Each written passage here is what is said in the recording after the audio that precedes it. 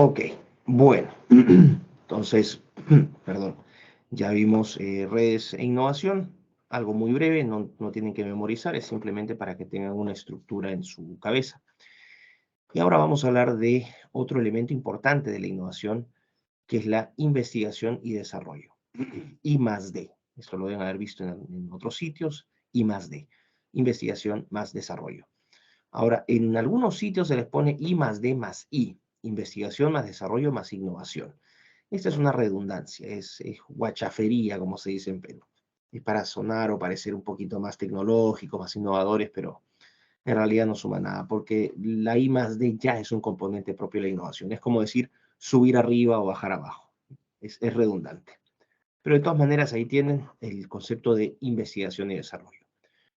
Ahora, ¿por qué es importante investigar? ¿Y cuáles son las limitaciones para un país como el nuestro, como el Perú, un país que está a la cola de la investigación, no solamente a nivel, vamos a decir, mundial, con los grandes centros de investigación o países de investigación, principalmente China, los Estados Unidos, ciertos países de Europa Occidental, Australia, países tan más chiquitos como Nueva Zelanda, Corea del Sur, Japón, incluso la India. Nosotros también estamos a la cola en nuestra región. A nivel de Sudamérica, hasta Bolivia nos supera. Nos superan países como El Salvador. Es decir, la situación del Perú en este sentido es precaria. Y la investigación no solamente es una tarea que le compete a las universidades, sino también que le compete a las empresas, a las industrias. Y en el Perú, por las razones que ya expliqué, aversión al riesgo, inestabilidad política, la idiosincrasia, cosas que les hablé al inicio del curso, ¿no? Son elementos que impiden que en el Perú se invierta más en investigación y desarrollo. Pero antes de entrar a las particularidades de nuestro país, habría que entender por qué se investiga, por qué es importante investigar. Desde una perspectiva comercial, las empresas privadas, las industrias, investigan porque eso les puede abrir las puertas a nuevos negocios, nuevos productos, nuevos servicios, nuevos mercados, nuevos proveedores, nuevas formas de conocimiento. Entonces, ese es un tema clave. Se investiga para generar más mercados, para generar más áreas de negocio, por lo tanto, para generar más rentas. Una empresa o una industria que realiza investigación también diversifica su portafolio de inversión, su portafolio de producción, su portafolio de ventas. Nuevamente es, como les dije, diversificar el riesgo. Así que, de esa perspectiva, investigar es un buen negocio. Perdón. ¿Qué otro punto importante? Hay empresas que obviamente no tienen el tamaño, no tienen los recursos para hacer investigación propia, entonces lo que hacen es tercerizan este servicio a otras empresas. Les hablaba del caso de McKinsey, por ejemplo, ¿no? Les hablé del ejemplo del puente que se quería hacer en la China, ¿no? En cercano a una zona de protección medioambiental y cómo McKinsey en ese caso lo que hizo fue realizar un estudio para ver si era viable o no fabricar ese puente, construir ese puente. Bueno, esas son empresas que ofrecen servicios de consultoría que incluyen actividades de investigación y desarrollo. Pero no solamente se da en el sector de servicios, también se puede dar en el sector, vamos a decir, de ciencias naturales o ciencias duras. Hay empresas que no tienen los equipamientos, por ejemplo, las tecnologías para realizar investigación pura. Ya vamos a ver que hay diferentes tipos de investigación. Entonces tercerizan este servicio a las universidades. Ahí se forman los famosos vínculos, ¿no? Entre empresa o industria y la universidad. Y desde un modelo teórico se puede hablar incluso de una triple hélice. La triple hélice que hace referencia a los vínculos que se forman entre industria y empresa por un lado, universidades por otro y gobierno en otro, ¿no? O sea, Estado, centros educativos, empresas privadas o sector privado. ¿Ok? Así que se puede también vender esta actividad como un servicio a terceros. También sirve para desarrollar capacidades de ingeniería reversa. ¿Qué significa ingeniería reversa? Es la estrategia que aplican los países que tratan de alcanzar a los que están más desarrollados en el área científico-tecnológica. Es el caso, por ejemplo, el caso más importante o el más reciente es China. China lo que hizo, como les dije, desde las fines de la década del 70 con Deng Xiaoping, fue no solamente abrir el mercado chino a empresas extranjeras, sino que también China empezó con esa transferencia tecnológica que les comentaba a hacer ingeniería reversa. En términos muy sencillos, un ejemplo muy práctico es, queremos hacer celulares, pero no sabemos cómo. Bueno, entonces vamos a comprar los celulares de Samsung y los Apple, los vamos a literalmente desarmar pieza por pieza, ¿no? Los vamos a ir desarmando, vamos a ir viendo sus partes y sobre esa base vamos a copiar. Vamos a empezar a copiar. La técnica de la copia es indispensable para cualquier país que quiere dar el salto en cuanto a la producción o a la capacidad de innovación interna o endógena. A eso se le llama ingeniería reversa. Tomar un producto, desarmarlo completamente, ver cómo está producido y después volver a armarlo, replicando cada una de esas piezas que son fabricadas a nivel local. Esto lo que permite, por ejemplo, si es que haciendo vamos a decir, un repaso en la historia, ¿no? Cómo durante el siglo XIX, el Reino Unido, Inglaterra específicamente, fue la gran potencia mundial, sobre todo en la primera mitad del siglo XIX, entre 1800 y 1850, con la gran revolución industrial en el Reino Unido, donde empezaron a producir ferrocarriles, industrias textiles, empezaron a producir una serie de inventos, sobre todo de producción industrial, ¿no? Y que posicionaron a Inglaterra como la gran potencia mundial. Después países como Francia y Alemania, en la segunda mitad del siglo XIX, empezaron a copiar lo que habían hecho los ingleses. Y les tomó más o menos un periodo de unos 70 años alcanzar a Inglaterra en ese poderío industrial. Se le suma Estados Unidos a fines del siglo, vamos a decir, fines del siglo XIX, ¿no? Y Estados Unidos ya en 1871, haciendo ingeniería reversa en muchos productos también que eran producidos en Europa.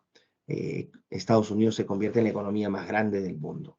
El caso de Japón, Japón, que era una isla hasta la primera mitad del siglo XIX, era una isla completamente alejada del mundo. Japón vivía en una situación de aislamiento absoluto. Eh, Era la época ¿no? de los samuráis, de shogun, de los, ¿no? de las, vamos a decir, de los tiempos feudales del Japón, donde no había ningún tipo de influencia externa. Con la llegada de los Estados Unidos al Japón, ¿no? Literalmente, ustedes leen la historia, llega un buque de guerra de los Estados Unidos al Japón y vamos a decir, el capitán de ese barco, no recuerdo el nombre, le dice ¿no? Vamos a decir, a quienes comandaban la isla en esos momentos, a los diferentes shogunatos, les vamos a dar 2 años para que ustedes abran la isla al comercio. Si es que no abren la isla al comercio, vamos a venir con una armada completa y los vamos a desaparecer. No estoy bromeando, esa es la historia. Y así fue como el Japón, en 1868, inicia la famosa revolución Meiji, en alusión al gran emperador Meiji del Japón, que abre el país a la tecnología extranjera. Ahí no sé si han visto incluso la película esta de Tom Cruise, El último samurái. Bueno, está ambientada en esa época, ¿no? Como el Japón, al abrir sus fronteras, al abrir su país, sobre todo a los Estados Unidos en esa parte, en ese tiempo, va perdiendo ciertas costumbres en nombre de la modernidad y el progreso. Bueno, en el caso del Japón también, Japón le copia mucho, por ejemplo, a Alemania, incorpora o trae académicos alemanes, para que sepan ustedes, los alemanes también en la segunda mitad del siglo XIX fueron los primeros que desarrollaron el grado de doctor, PhD, en sus universidades. No existía ese grado antes. Los alemanes fueron los creadores del grado de doctor para lo que es relacionado a todo lo que es investigación. Bueno, los japoneses importaron, ¿no? Trajeron un montón de académicos alemanes, llevaban a sus mejores estudiantes a estudiar a Alemania. Ahora es Estados Unidos e Inglaterra, vamos a decir, son los países como más deseados para ir a hacer estudios en el extranjero, pero en esa época era Alemania. Los estadounidenses viajaban a Alemania, los ingleses viajaban a Alemania a estudiar. Bueno, los japoneses copian mucho de los alemanes, ¿no? Y después, sobre todo, vamos a decir, después de la Segunda Guerra Mundial, con todo lo que ya habían absorbido, a pesar de la estrepitosa derrota del Japón en la Segunda Guerra Mundial, eso fue lo que permitió al Japón desarrollarse industrialmente de manera muy veloz. En nivel automotriz, por ejemplo, si ustedes ven los primeros modelos de Toyota, los autos eran horrorosos. Pero bueno, poco a poco los alemanes y los japoneses empezaron a desarrollar no solamente automóviles, también relojes, ¿no? También, vamos a decir, equipos electrodomésticos y finalmente se convirtieron en potencia. Le tomó más o menos al Japón otros 70 años. En el caso de China, si es que ustedes se fijan, a China no, perdón, antes de China, Corea del Sur. Corea del Sur también en los 80 empieza una estrategia de ingeniería reversa copiando principalmente a los japoneses. Entonces, uno empieza a ver que surgen los grandes conglomerados industriales en Corea del Sur, los famosos chaebol, ¿no? Y ahí ustedes van a tener conglomerados como Hyundai, como Samsung, como LG, Daewoo, etcétera, que empiezan a copiar lo que habían hecho los japoneses, también los europeos. Y fíjense, ¿no? Cuando los autos coreanos empezaron a llegar al Perú a fines de los 90, mediados de los 90, eran una basura. Eran carros baratos que se paraban malogrando, pero bueno, fíjense ahora, Kia, Hyundai son ¿no? Kia es la marca que más vende, ha desplazado a Toyota como la marca que más vende automóviles en el Perú. No solamente en el caso peruano, hablo a nivel internacional. ¿Cuánto le tomó a Corea del Sur hacer ese proceso de ingeniería reversa? Aproximadamente unos 30 años. ¿Y cuánto le ha tomado a China? También más o menos no, a Corea del Sur le tomó más o menos 40 años. A China le tomó unos 30 años. Si se fijan, ¿no? Pasamos de países que les tomó 100 años ¿no? Alcanzar el catch-up o alcanzar a los líderes, pasamos de 170 años a 60-70, a 50-40, a 30. Es decir, cada vez con el paso del tiempo, el periodo que le toma a los países alcanzar a ciertos líderes, ¿no? Aquellos países que deciden dar el salto tecnológico, es cada vez menor. A eso se le llama desarrollo comprimido o compressed development. El Perú obviamente no, hasta ahora no se ha atrevido a dar ese salto, pero bueno, eso también tiene que ver con cosas idiosincráticas. En fin, esa es la importancia, por ejemplo, a nivel de investigación y desarrollo. Estos países lograron dar el salto cuantitativo y cualitativo por sus capacidades de investigación y desarrollo. ¿Qué otra cosa permite la investigación y el desarrollo? Bueno, crear tendencias tecnológicas, no solamente cumplir con regulaciones, sino también dar regulaciones. Dale, Sebastián, adelante.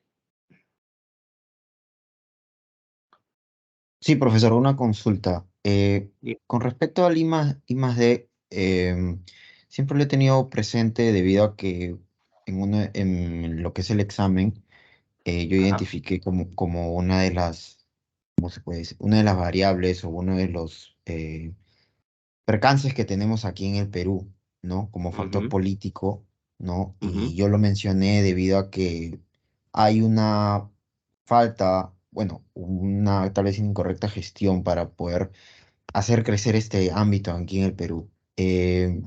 Pero no entré tan a fondo, simplemente expliqué el por qué.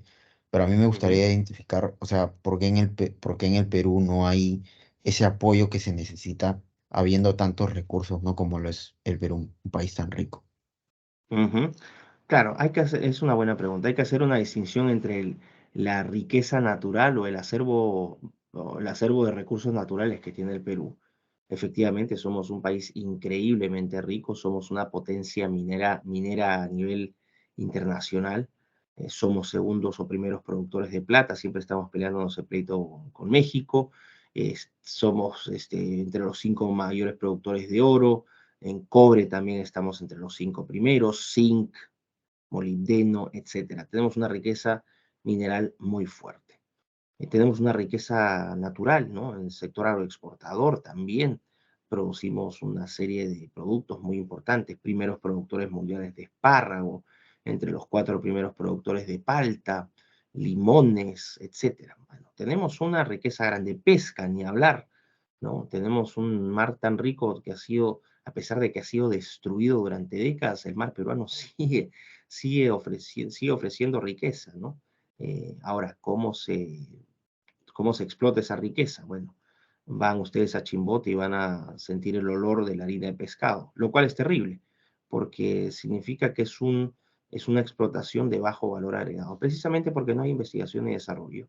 Entonces se saca la anchoveta se hace leña, en esta fábrica se hace harina de pescado y se vende para comida de chanchos, especialmente para el mercado chino.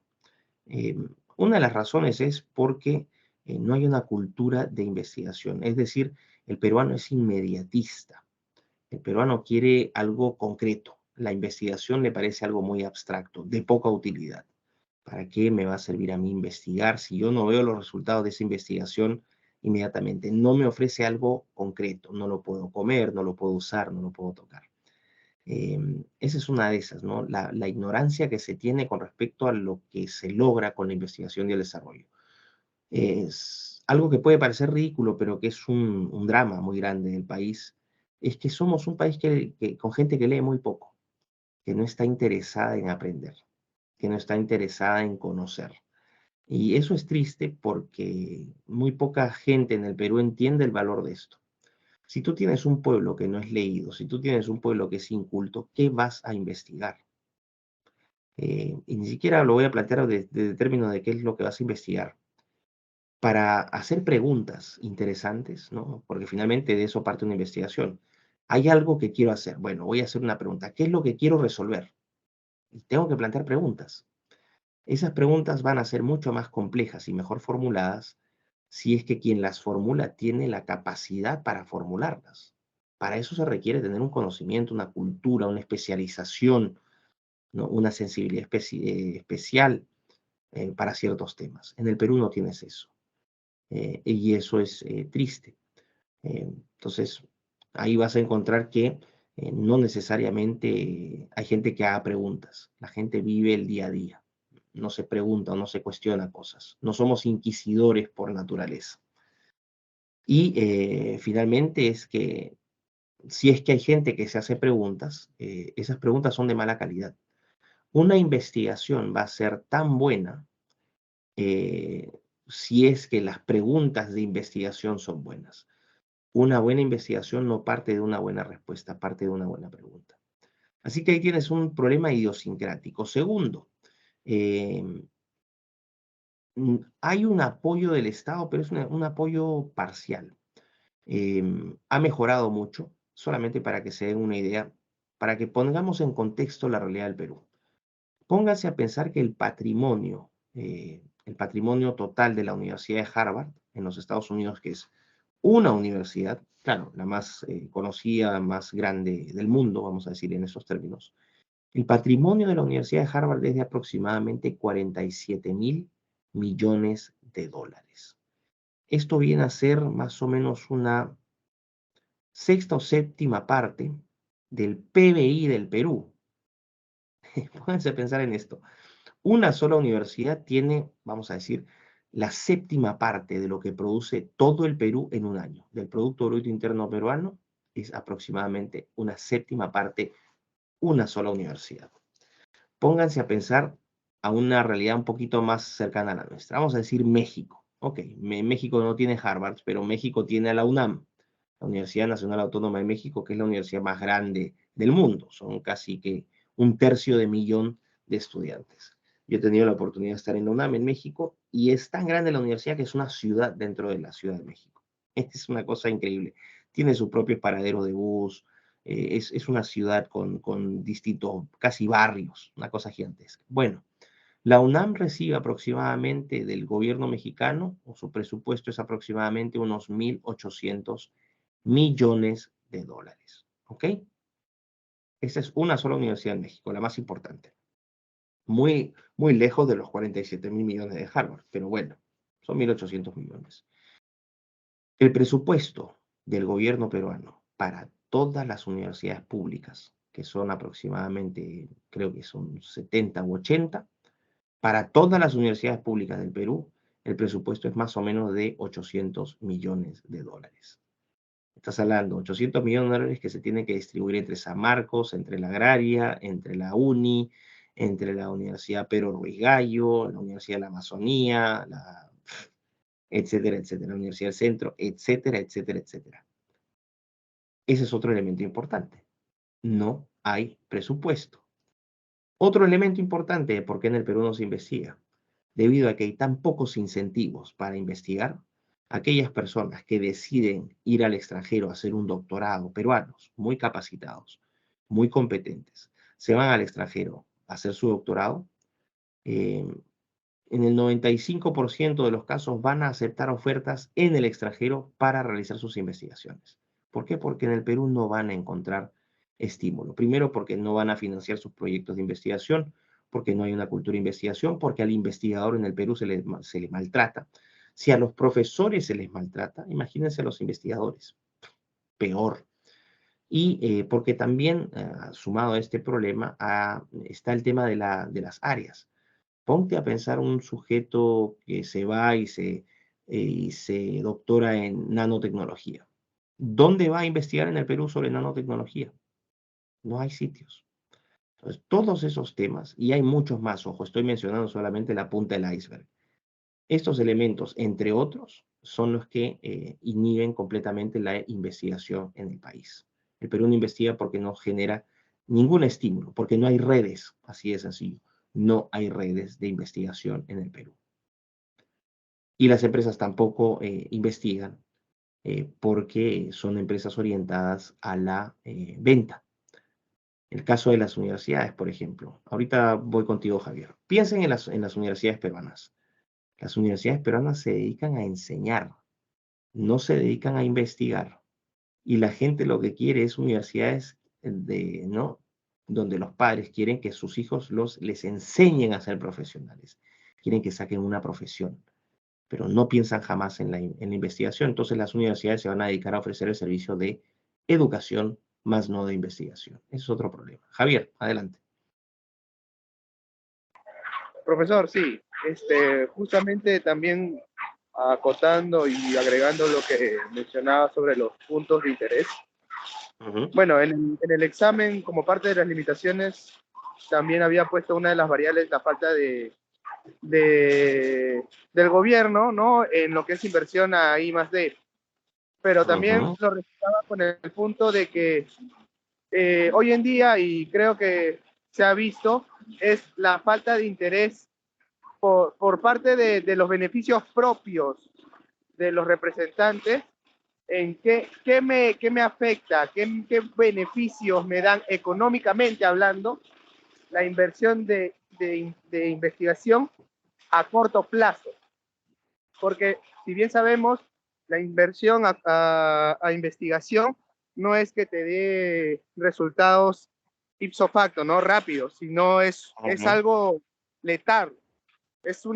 Como bien dice, es una inversión a largo plazo, ¿no? Estamos hablando de 10, 15 años, ¿no? Pero, sin embargo, como los gobernantes o los representantes tienen un periodo de tiempo menor a ello, no lo toman mucha importancia y justamente eso es una carencia que tenemos, bueno, en nosotros en nuestro país, la falta de interés a la innovación, ¿no? Es un gran punto, efectivamente. Ahí tú has hecho una observación muy importante porque estás vinculando un caso práctico, ¿no? De lo político, cómo lo político influye en este terreno. Efectivamente, los políticos son puestos ¿no? Tienen un ciclo de representación de 5 años. Y el político peruano, en su gran mayoría, entra a cosechar los costos de sus campañas políticas previas, de todo lo que gastó para recuperar la inversión y más. Entonces, obviamente no es un elemento electoralmente atractivo.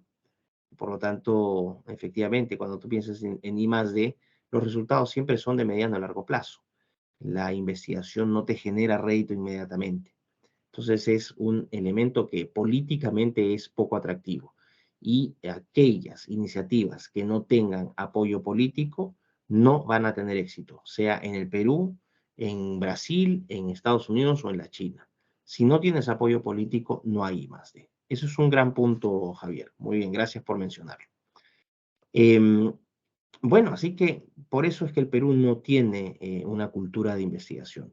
Por lo tanto, no hay redes de investigación, no hay un interés o no se asocia, por ejemplo, que la investigación brinde una especie de prestigio o reputación a las empresas, a las industrias o a las universidades que investigan. No se asocia a eso. Y finalmente, tampoco hay una evaluación por nuevo conocimiento y tecnología, porque todo esto se importa. Ahora, en el ecosistema educativo, el sistema educativo terciario del Perú, es decir, universidades, yo podría decir que la única universidad peruana que más o menos se acerca a una institución universitaria con enfoque de investigación es la Cayetano Heredia. Es una universidad que genera donde más del 50% de sus recursos son generados por investigación. ¿Cómo lo hace? Bueno, logra convenios, por ejemplo, con universidades en los Estados Unidos o en Europa para realizar tareas de investigación o proyectos de investigación conjuntos, en colaboración. Entonces, la única universidad peruana que realmente puede llamarse universidad bajo los cánones occidentales desarrollados es la Cayetano. Otras universidades que hacen investigación, bueno, San Marcos hace investigación a pesar de sus limitaciones, la Católica del Perú hace investigación. Ahora, ojo, y sobre todo en estos tiempos, también uniéndolo a cuestiones o coyunturas políticas actuales, de realidad política. Mucho cuidado con la etiqueta de investigación. Ya menciono a la Católica, ¿por qué? Porque la Católica probablemente tenga proyectos de investigación interesantes en áreas duras, en ingenierías, ¿no? En ese tipo de cosas va a estar bien. Pero si ustedes se van a la Facultad de Sociología o de Comunicaciones de la Católica, las tesis que van a ver son de espanto. Realmente se investiga basura. Por ejemplo, ¿no? Estoy inventando, pero no estoy muy alejado de eso. Si quieren, pueden ustedes comprobarlo personalmente buscando en el repositorio de tesis de maestría y doctorado de la Católica en la facultad o en la ciencia de la comunicación, en sociología, en filosofía. Títulos como, por ejemplo, yo estoy inventando, pero para darles una idea, ¿no? No sé, Batman LGBT, ¿no? Esto le pone un título, Batman gay, machismo exacerbado o heteropatriarcado normativo. Estoy diciendo cualquier estupidez, pero para que tengan una idea. O si no, ¿es la Mujer Maravilla una representante del feminismo radical? O vamos a decir, no sé, los caballeros del zodiaco como elemento de opresión del feminismo.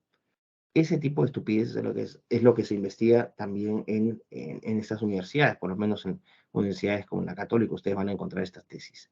Son absolutamente ridículas. Esa basura no califica como investigación. Y es una investigación que es absolutamente irrelevante. Entonces, lamentablemente no es un fenómeno solamente en la Católica, como les digo, no estoy hablando tonterías, vayan y vean las tesis que se producen en estas facultades en la Católica, son un mamarracho. Es también una corriente que está afectando lamentablemente a todo Occidente. Piensen ustedes, por ejemplo, que en universidades tan importantes como Yale, como vamos a decir Cornell, como Harvard, ¿no? Ya ustedes tienen doctorados en estudios de género, doctorados en estudios LGBT, doctorado en estudios trans. A ver, con todo respeto, esos estudios son basura pura y dura, no sirven para nada. Pero bueno, se venden como investigación. Así que mucho cuidado con lo que se empaquete como investigación. Y volviendo al caso peruano, les hablé de la Católica, les hablé de la San Marcos, les hablé de Cayetano, la UPC produce también mucha investigación, ojo con la UPC, y ya les había adelantado que la universidad nuestra, la San Martín, también es una universidad que ya investiga. Esto es un cambio radical porque la San Martín hasta hace unos 6, 7 años era una universidad que no investigaba nada. Solamente se le conocía a San Martín por sus instalaciones, por su gran número de alumnos, y sería todo. Ahora la San Martín tiene un posicionamiento en cuanto a investigación. Y eso es un motivo de orgullo, a pesar de lo poco que se investigue, pero se investiga. Y eso ya es algo positivo para nuestra institución. De hecho, en el ranking CIMAGO, ¿no? Que es el ranking más importante a nivel mundial de temas de investigación, la San Martín está cuarta a nivel nacional sobre la Católica. Tengo entendido que este es el ranking de 2022. Tendría que ver el actual. pero cuarta a nivel nacional sobre la Católica, lo cual debe ser motivo de satisfacción y orgullo para todos ustedes. Así que eso, bueno, finalmente vamos a cerrar con estas dos cositas. ¿Cómo se determinan entonces los presupuestos para innovar? Tanto en empresas privadas como en industrias, como en universidades. Bueno, eso va a depender del tipo de investigación, del rubro de investigación. Por ejemplo, investigación en sectores de alta tecnología. Hasta un 60% del presupuesto de las rentas se destinan a investigación. Hay más de. En el caso de empresas de química y farmacia, para la producción de fármacos, bueno, entre 10 y 20%. Y si son empresas de servicios más pequeñitas, 3%. Es decir, la investigación, el presupuesto que se asigne va a depender mucho del rubro, también de investigación. ¿Ok? Y obviamente, otro elemento importante que también afecta a la investigación en el Perú es que cuando hay problemas externos, cuando hay recesión económica o problemas económicos, las instituciones que realizan investigación, esto es a nivel mundial, ojo, no solamente el Perú. Uno de los primeros sectores que van a verse afectados por recortes en tiempos de crisis es el sector de la I+D. Así que pónganse a pensar en el caso peruano, nosotros que vivimos en constantes crisis, y si no tenemos crisis las inventamos, o sea, no paramos, vivimos de crisis en crisis. Bueno, ahí podrán entender por qué también hay poca inversión en I+D, por la alta inestabilidad. Así que bueno, vamos a dejar acá la clase, no sé si tengan alguna pregunta adicional. Vamos a continuar obviamente con I+D en la siguiente clase, con estándares, pero no sé si tengan alguna pregunta, algún comentario. Ya está todo dicho. Parece que Profesor, sí, ya está. disculpe, Adelante, uy, profesor, salió ahí o sea, de ultratumba, Javier, dime. sí, más que todo quería consultarle. Comentó algo con referencia a los reportes del examen parcial. Ujú. ¿Usted va a brindar la nota a cada uno respondiendo al correo o cómo sería la entrega de la nota? Bueno, puedo hacer eso. Lo que pasa es que yo no tengo acceso al registro del SAP. O sea, yo tengo que mandar las notas y generalmente allá en Perú me las registra, pero me las registran al final ya. Entonces lo que voy a hacer es, por favor, me mandan un correo, ¿ok? Y yo les voy a mandar la nota por el correo, ¿ok? Ok, profesor. Perfecto. Bueno, entonces los dejo por aquí. Acá ya es 20 para la 1 de la mañana, pero bueno, aquí chambeando siempre en servicio a la patria. Así que espero que estén bien y nos estamos viendo el próximo lunes. Así que eso.